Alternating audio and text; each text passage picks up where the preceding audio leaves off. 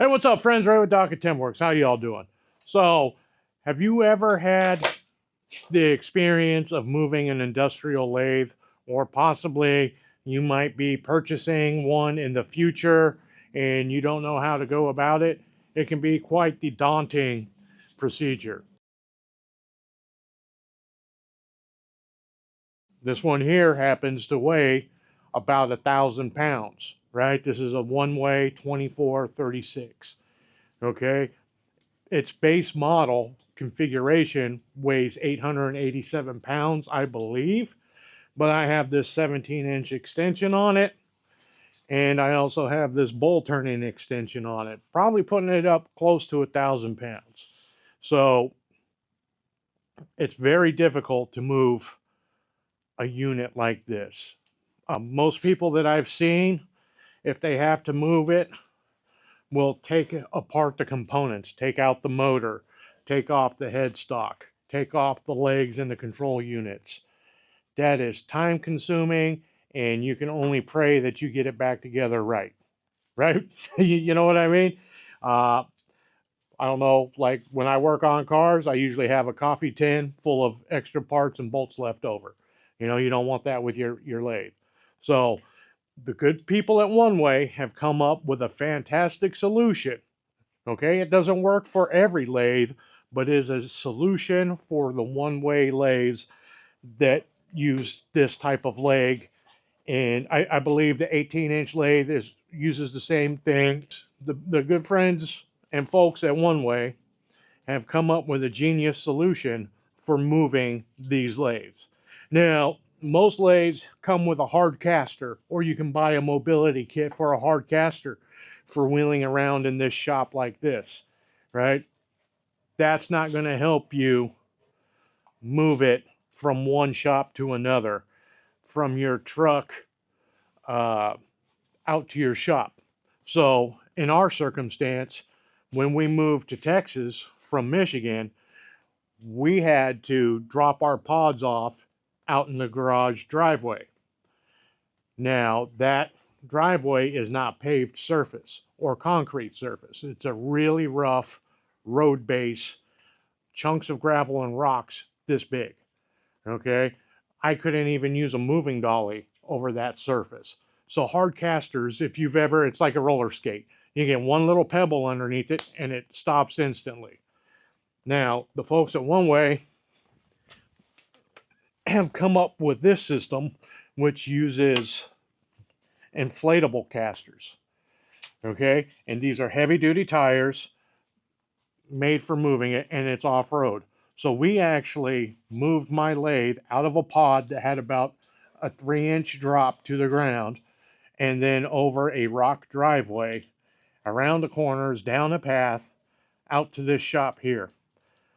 When we went and bought it from the person I bought it from originally, we also used this mobility kit to push it up onto a gooseneck trailer for transportation, because these are almost impossible to get into a vehicle. Most lift decks won't lift 1,000 pounds for a lift deck truck. They're limited to like 500 pounds. You can't lift this safely using those lift trucks unless you get a heavy duty specific one. So, like I said, this has pneumatic tires, and it's not a universal set, right? This is specifically designed to fit the one-way footprint. So, cost. Nothing in wood turning is cheap, right? That's why there's a million videos out there how to DIY, make it yourself, save money, whatever. Okay? This was about what, 400 bucks? $400 to $500, which seems expensive up front. But a trip to an ER, that's way more expensive. Being off work for 3 to 4 months with a laid out back and all the chiropractor, it's far more expensive. So anyways, it's not the cheapest solution out there, but it works fantastic.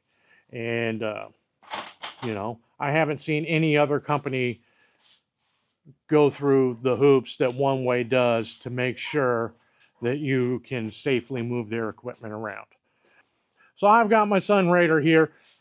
It's not really a one-man operation. You could possibly do it safely with one person.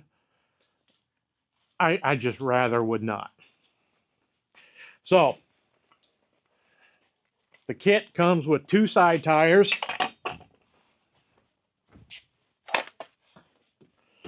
and a steerable front,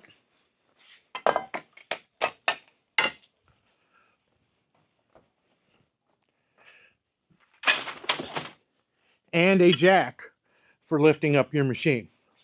So we'll start. I'm bad about this. I should probably take this off. It would give us more room to maneuver around, but forget all that. Raider. Cody, okay, you're going to be a star.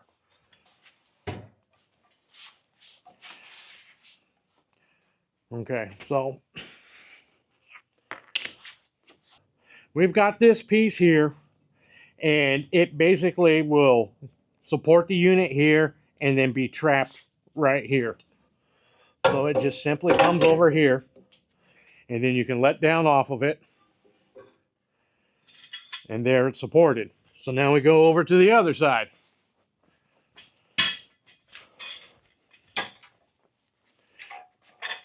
There you go.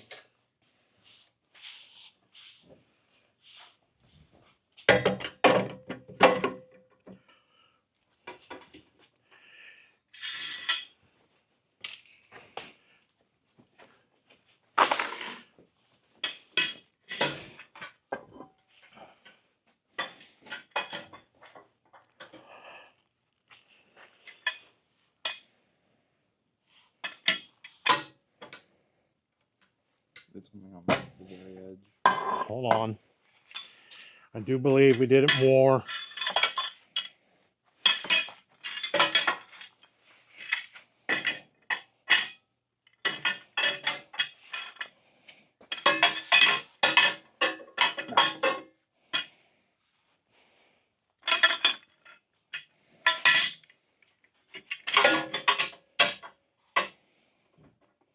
Yeah,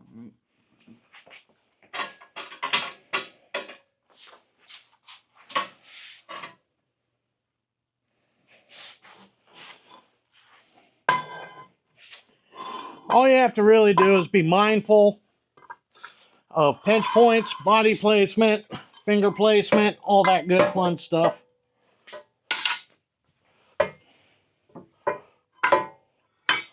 We might have to put this a little bit off center because of our jack location, but go ahead and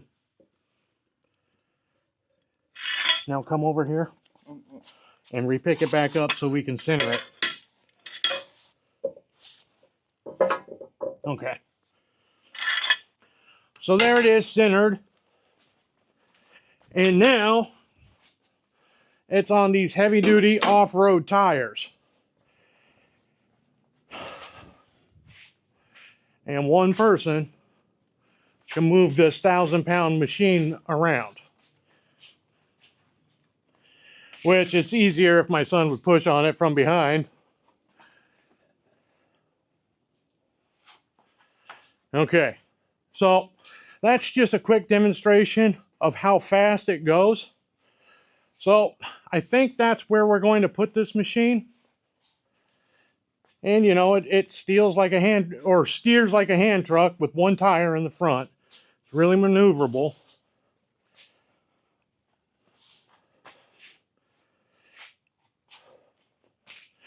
I believe this would give me plenty of room to turn. Now I want to be out a little bit more.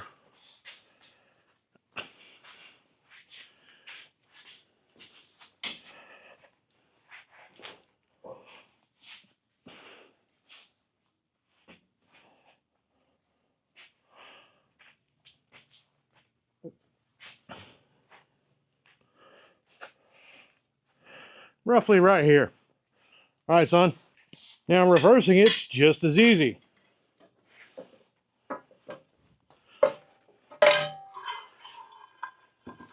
You go in the same order that you went in. You put the steering wheel on last, take it off first.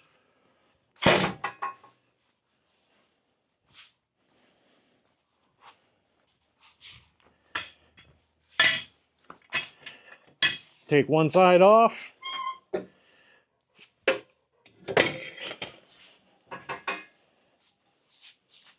Now see, it's got that little foot thing down there where you could push it all the way to the ground and leave it there.